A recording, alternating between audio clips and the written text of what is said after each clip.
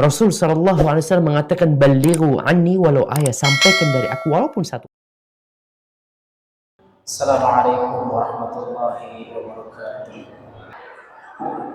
Alhamdulillahi rabbil alamin. Alhamdulillahilladzi anzala as-sakinata fi qulubil mu'minin liyazdadu imanan ma'a imanihim.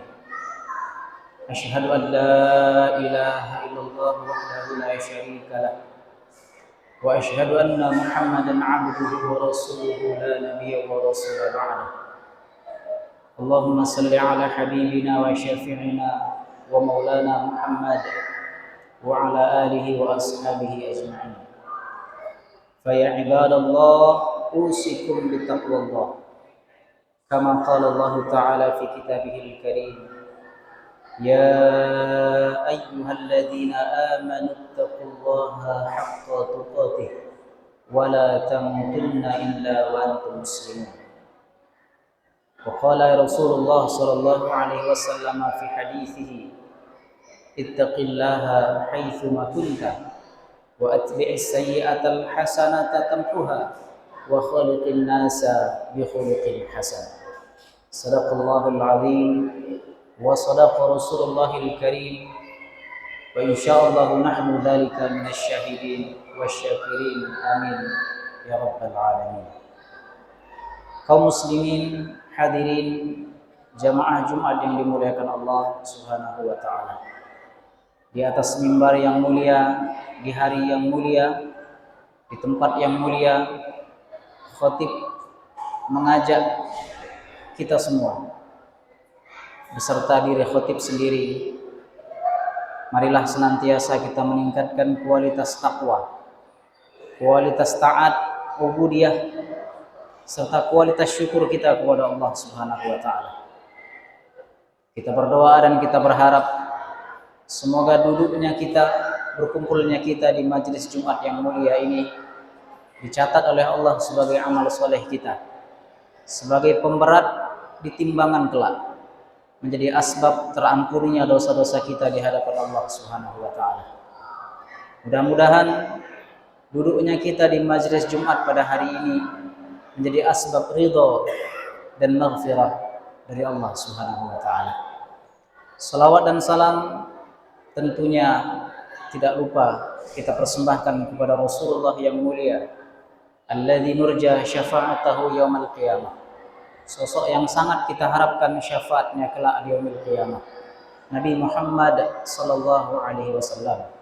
Mudah-mudahan kelak di yaumil qiyamah kita diakui Nabi sebagai umatnya, dan mudah-mudahan beliau sallallahu alaihi wasallam berkenan memberikan kita syafaatnya, sehingga beruntung dan selamatlah kita di yaumil mahsyar nanti. Amin ya rabbal alamin. Kaum muslimin, hadirin rahimakumullah. Hari ini kita sudah berada di penghujung bulan Dzulqa'dah. Artinya tidak lama lagi kita akan masuk ke bulan Dzulhijjah. Al-Imam Abdullah bin Mubarak pernah menceritakan orang-orang soleh terdahulu jika memasuki bulan Dzulhijjah maka mereka akan melakukan introspeksi, melakukan evaluasi terhadap kepribadian, sikap, adab, dan akhlak yang selama ini mereka lakukan. Inilah yang kemudian disebut dengan tahsinul akhlak. Jadi orang-orang soleh dahulu kaum muslimin ketika berada di ujung bulan Dzulqa'dah maka mereka melakukan tahsinul akhlak, perbaikan, introspeksi, dan evaluasi terhadap kepribadian, sikap, perilaku, dan tindakan yang berhubungan dengan hablum minan nas, terkait dengan hubungan antar sesama manusia. Bahkan Rasulullah sallallahu alaihi wasallam pernah menjelaskan dalam salah satu riwayat, salah satu sebab yang paling banyak memasukkan manusia ke dalam syurga selain takwa kepada Allah adalah husnul khuluq, berakhlak mulia. Su'ilan Nabi sallallahu alaihi wasallam an aktsari ma yudkhilun nasal jannah. Abu Hurairah mengatakan, Rasulullah pernah ditanya, "Ya Rasulullah, perkara apa yang paling banyak memasukkan manusia ke dalam syurga?" Rasulullah mengatakan, "Taqwallah." Yang pertama adalah bertakwa kepada Allah, dan yang kedua adalah husnul khuluq, berakhlak mulia. Mengapa orang-orang soleh terdahulu kaum muslimin melakukan introspeksi terhadap akhlak, kepribadian, adab yang mereka miliki selama ini? Karena Rasulullah SAW menjamin sesuatu yang sangat luar biasa, yaitu berupa sebuah istana di atas syurga. Qala Rasulullah SAW, berkata Rasulullah SAW, "Ana za'imun bi baitin a'la fil jannah liman hassana khuluquhu." Aku menjamin sebuah istana di atas syurga, sebuah istana yang berada di atas syurga bagi siapapun yang terus-menerus memperbaiki dan mengintrospeksi akhlak dan kepribadiannya. Dan orang-orang soleh terdahulu kaum muslimin mengambil momentum akhir bulan Dzulqa'dah sebelum memasuki bulan Dzulhijjah menjadi momentum terbaik untuk perbaikan akhlak mereka. Dan ini pun salah satu indikator diterima atau mabrurnya ibadah haji seseorang. Rasulullah SAW pernah mengatakan, "Al-hajjul mabrur laisa lahul jaza illal jannah." Haji mabrur tidak ada balasan baginya kecuali surga. Lalu kemudian ada seorang sahabat yang bertanya, "Ya Rasulullah, ayyu hajjul mabrur?" Apa indikator haji mabrur itu? Maka Rasulullah mengatakan dua indikatornya. Yang pertama adalah tibul kalam, yang kedua adalah it'amut ta'am, berkata-kata yang baik, dan yang kedua supel, suka memberi, meringankan beban manusia, dan suka memberi makan orang lain. Maka kaum muslimin jika melihat indikator ini, maka sikap hablum minan nas terhadap sesama manusia adalah indikator akhlak yang paling utama dan sangat diperhatikan oleh orang-orang soleh terdahulu. Kaum muslimin rahimakumullah, Al-Imam Abdullah bin Mubarak menjelaskan, ada 3 indikator seseorang disebut memiliki akhlak yang mulia atau memiliki akhlak yang baik. Dan inilah yang harus kita usahakan sebelum kita mengakhiri bulan Dzulqa'dah. Kita introspeksi, apakah ketiga perilaku, ketiga sikap ini sudah ada pada diri kita atau sudah hilang dari dalam diri kita. Yang pertama kaum muslimin, indikator atau ciri orang yang berakhlak mulia itu kata beliau adalah bastul wajhi. Orang yang berakhlak mulia memiliki penampilan terhadap orang lain penuh dengan kenyamanan. Dia selalu mendamaikan, penuh dengan kenyamanan. Setiap bertemu dengan orang penuh dengan senyuman. Tidak pernah menunjukkan wajah penuh permusuhan. Tidak pernah memulai kedengkian, memulai permusuhan dengan sesama manusia. Bahkan Rasulullah SAW pernah mengatakan dalam salah satu riwayat, "La tahqiranna minal ma'rufi syai'an walau an tulqiya akhaka biwajhin talaq." Jangan pernah kamu remehkan kebaikan sekecil apapun, walaupun hanya sekedar senyuman yang kau berikan saat bertemu dengan saudaramu, saat engkau bertemu dengan kerabatmu, saat engkau bertemu dengan sesama manusia. Dan bahkan ini adalah ciri terkecil dari seseorang itu memiliki adab atau akhlak yang mulia. Maka ini harus kita perhatikan kaum muslimin. Jika interaksi kita, cara pandang kita, tingkah laku kita saat bertemu dengan seseorang, kita tampilkan wajah kurang baik, kita tampilkan gestur kurang enak dan sebagainya, maka harus kita introspeksi. Jangan-jangan tidak terdapat ciri-ciri akhlak mulia di dalam diri kita. Rasulullah SAW mengatakan, "Tabassumuka ala wajhi akhika sadaqah." Sedekah yang paling ringan yang bisa kita lakukan adalah saat kita tersenyum bertemu dengan salah satu di antara saudara kita. Dan inilah yang sering dilakukan oleh orang-orang soleh terdahulu kaum muslimin. Dan ini juga yang harus kita upayakan sebelum kita mengakhiri bulan Dzulqa'dah. Yang kedua kaum muslimin rahimakumullah, ciri orang yang berakhlak mulia kata Abdullah bin Mubarak adalah badlun nida, ai badlul ma'ruf. Orang yang berakhlak mulia suka dengan kebaikan. Inilah makna fastabiqul khairat, berlomba-lomba, berkompetisi dalam kebaikan. Orang yang berakhlak mulia mensupport perilaku-perilaku kebaikan dan terlibat di dalamnya, mendukung hal-hal yang penuh manfaat dan menolak hal-hal yang banyak mudarat. Orang yang berakhlak mulia, mereka yang menutup celah-celah kemudaratan dan berusaha sekuat mungkin membuka celah-celah kebaikan, celah-celah kemaslahatan. Dan mereka terdepan ketika ada perbuatan-perbuatan baik yang mesti bisa dia lakukan. Inilah yang kemudian membuat Abu Bakar Siddiq ketika Rasulullah SAW membacakan ayat wa anfiqu mimma razaqnakum, infakkanlah rezeki yang telah Allah karuniakan kepadamu. Lalu kemudian Abu Bakar Siddiq melihat ada seorang sahabat Ansor yang membawa 10 ekor domba, dan sedangkan Abu Bakar Siddiq hanya membawa 5 ekor domba. Lalu beliau pulang menjual semua hartanya agar cukup membeli lebih dari 10 ekor domba. Beliau lakukan hal tersebut bukan untuk semena-mena di hadapan manusia, tidak, tetapi beliau tidak ingin kalah dengan perilaku-perilaku kebaikan yang dilakukan oleh sesama manusia, dan tentunya niatnya lillahi ta'ala, ikhlas karena Allah ta'ala. Umar bin Khattab ketika melihat salah seorang kerabatnya berjihad menolong agama Allah dengan menjual seluruh hartanya, sedangkan Umar bin Khattab hanya menjual perlengkapan perangnya. Lalu kemudian beliau pulang berpesan kepada istrinya, berkata kepada istrinya, wahai istriku, apa yang kita miliki untuk membantu dakwahnya Rasulullah SAW? Wahai suamiku, yang tersisa diri kita, keluarga kita, selain itu adalah kebun yang dari situlah kita memperoleh hasil makan, hasil kehidupan sehari-hari. Maka Umar bin Khattab mengatakan, hari ini kita gadaikan, bila perlu kita jual, kita tidak boleh kalah dengan kaum muslimin lainnya dalam berjuang menegakkan agama Allah. Ini kaum muslimin adalah gambaran bagaimana orang-orang soleh terdahulu berlomba-lomba untuk melakukan kebaikan. Mereka berlomba-lomba untuk berpartisipasi dalam proses-proses kebaikan, dalam aktivitas-aktivitas kebaikan. Orang yang berakhlak mulia tidak akan suka dengan hal-hal yang mendatangkan kemudaratan, malahan dia akan semakin senang manakala ada hal-hal yang dapat membuka lahan-lahan kemaslahatan dan lahan-lahan kebaikan.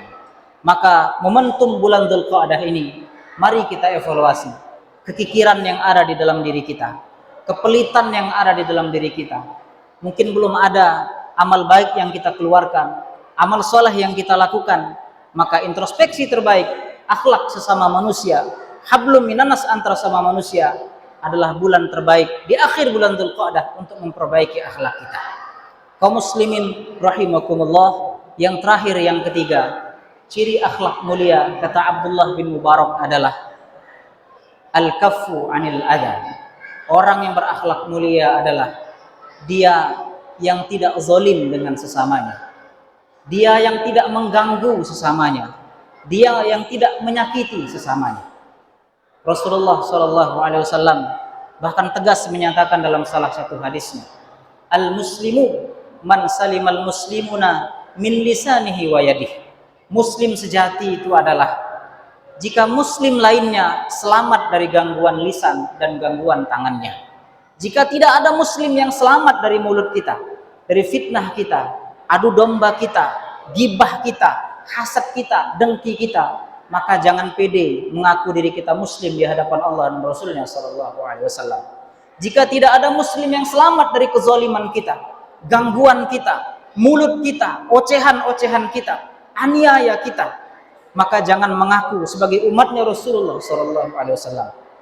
Karena Rasulullah SAW tegas mengatakan, al-muslimu man salimal muslimuna min lisanihi wa yadihi. Muslim sejati ketika muslim lainnya aman dari gangguan lisan dan dari gangguan tangannya. Oleh karenanya kaum muslimin patut kita perhatikan, jangan sampai kedengkian kita, dari ucapan kita, kezaliman kita, dari gangguan-gangguan tangan kita, kekuasaan kita, mengakibatkan kita menjadi orang yang bangkrut di yaumil qiyamah kelak. Rasulullah SAW pernah berpesan dan bertanya kepada para sahabatnya, atadruna manil muflis? Tahukah kalian siapakah orang yang bangkrut itu? Maka para sahabat berkata, Al-muflisu fina man laisa lahu dirhamun wala mata'. Ya Rasulullah, orang yang bangkrut adalah orang yang kehabisan harta, kehabisan perdagangan, kehabisan sesuatu yang berharga di rumahnya. Maka Rasulullah mengatakan, bal muflisu fina, bukan itu. Orang yang bangkrut dari sisi kita adalah yu'ta yaumal qiyamah. Mereka yang didatangkan kelak di hari kiamat, bisolatin, mereka membawa pahala solat, bizakatin, mereka membawa pahala zakat, bisyamin wa bihajjin, mereka membawa pahala puasa dan pahala haji. Tetapi juga syatama hadza wa akalan nasahada wa zalaman nasahada. Tetapi tidak hanya itu, mereka juga membawa dosa kezoliman dengan sesama manusia. Mereka pernah menyakiti manusia lainnya, mereka pernah memakan harta sesamanya, mereka pernah zolim dengan sesamanya. Maka akan didatangkan orang-orang yang pernah dia zolimi, orang-orang yang pernah dia ambil hartanya, dia makan uangnya, yang dia pernah turunkan harga dirinya, dia sakiti harga dirinya. Orang tersebut akan mengadu kepada Allah, dan Allah akan kabulkan aduannya. Lalu kemudian akan diambil seluruh amal solehnya tadi, solatnya, pahalanya, zakatnya, puasanya, hajinya, dan diberikan semua itu kepada orang-orang yang pernah dia zolimi selama hidup di dunia. Itu kalau satu orang kaum muslimin yang dia zolimi. Bayangkan jika yang dia zolimi ada 10, 20, 30, 50 atau 100 orang yang dia zolimi, dia akan membayar semua kezoliman itu dengan semua amal ibadah yang letih-letih dia kerjakan di dunia, yang capek-capek dia kerjakan di dunia, dengan fisik yang tua renta, dengan mata yang tidak kunjung baik, dengan sebuah keadaan yang tidak mendukung sewaktu hidup dunia. Namun semua itu yang dia lakukan hanya untuk membayar kezolimannya, membayar kemudaratannya, membayar perbuatan-perbuatan aniaya yang dia lakukan terhadap sesama manusia. Dan seandainya pahala yang dia kumpulkan di dunia itu tidak cukup untuk membayar kezolimannya, maka dosa-dosa orang yang dia zolimi itu, kata Rasulullah, akan diberikan kepada orang tersebut yang zolim kepada orang lain sewaktu hidup di dunia. Inilah orang-orang yang bangkrut selama hidup di dunia. Maka kaum muslimin rahimakumullah, sangatlah wajar orang-orang soleh terdahulu memperbaiki akhlak mereka. Orang-orang yang dijamin oleh Nabi SAW sebagai umat terbaik, generasi terbaik, ternyata mereka masih memperbaiki akhlak mereka. Ternyata masih saja mereka mengevaluasi indikator-indikator kebaikan, interaksi antar sesama manusia. Apalah daya dibandingkan kita ini, umat akhir zaman yang tertatih-tatih menjalankan sunnah Rasulullah, yang tertatih-tatih dalam ibadah. Apalah artinya diri kita, apalah artinya kepribadian kita dibandingkan orang-orang soleh terdahulu. Maka Rasulullah SAW tegas mengatakan, akmalul mu'minina imanan ahsanuhum khuluqa. Mukmin yang paling sempurna imannya itu adalah seorang mukmin yang paling baik akhlaknya, seorang yang paling beretika, yang paling beradab di antara sesamanya. Dan telah dijelaskan tadi, orang yang berakhlak adalah orang yang bastul wajhi, penuh kedamaian. Yang kedua adalah suka dengan kebaikan, dan yang ketiga adalah tidak zalim, tidak menyakiti antar sesamanya. Mudah-mudahan Allah Subhanahu wa taala membuka mata hati kita, membuka pikiran kita, membuka kedewasaan kita untuk terus-menerus memperbaiki dan mengintrospeksi kekurangan-kekurangan yang terdapat di dalam diri kita, dan semoga Allah Subhanahu wa taala menganugerahkan kita taufik, hidayah dan inayahnya. Amin ya rabbal alamin. Demikian khutbah yang bisa khatib sampaikan. Mudah-mudahan Allah Subhanahu wa taala membimbing kita menjadi ihsanun kamil, menjadi makhluk yang tetap berada di bawah naungan ridha Allah Subhanahu wa taala dan sunnahnya Nabi sallallahu alaihi wasallam. Aqulu qouli hadza wa astaghfirullah li wa lakum wa li sairil muslimin wal muslimat fastaghfirullahal azim innallaha huwal ghafurur rahim.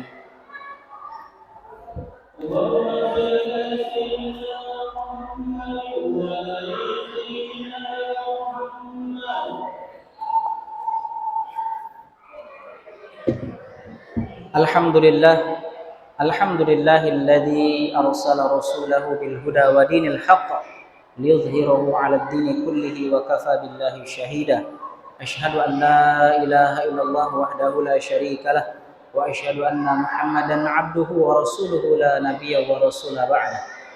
اللهم صل على سيدنا وحبيبنا ومولانا محمد وعلى آله وأصحابه وبارك وسلم أجمعين. فيا عباد الله أوصيكم بتقوى الله كما قال الله تعالى في كتابه الكريم: يا أيها الذين آمنوا اتقوا الله حق تقاته ولا تموتن إلا وأنتم مسلمون. وقد قال رسول الله صلى الله عليه وسلم في حديثه: اتق الله حيثما كنت وأتبع السيئة الحسنة تمحها وخالق الناس بخلق حسن. وقال أيضا في كتابه الكريم: إن الله وملائكته يصلون على النبي يا أيها الذين آمنوا صلوا عليه وسلموا تسليما. اللهم صل على سيدنا محمد وعلى آله وأصحابه وبارك وسلم أجمعين. اللهم اغفر للمسلمين والمسلمات والمؤمنين والمؤمنات الأحياء منهم والأموات إنك سميع قريب مجيب دعوات ويا قاضي الحاجات. اللهم أحسن عاقبتنا في الأمور كلها وأجرنا يا الله من خزي الدنيا وعذاب الآخرة. اللهم ربنا جملنا بالعافية والسلامة وحققنا بالتقوى والاستقامة وعذنا من مجيبة الندامة إنك أنت السميع الدعاء. ربنا آتنا في الدنيا حسنة وفي الآخرة حسنة وقنا عذاب النار. عباد الله إن الله يأمركم بالعدل والإحسان وإيتاء ذي القربى وينهى عن الفحشاء والمنكر والبغي يعظكم لعلكم تذكرون. فاستغفر الله العظيم إن الله هو الغفور الرحيم. أقيموا الصلاة.